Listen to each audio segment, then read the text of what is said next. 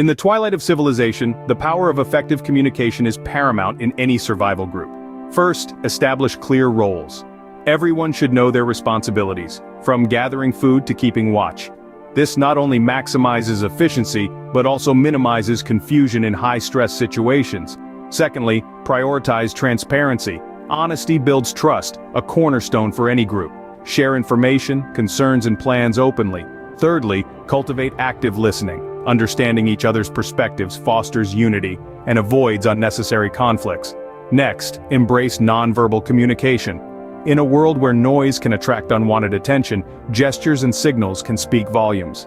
Lastly, maintain regular communication. It keeps everyone informed and fosters a sense of community, an essential morale booster in an apocalyptic world. Remember, survival is not just about the fittest, but also about the most communicative. In an age of darkness, your words could be the beacon of hope your group needs to see the dawn of a new day.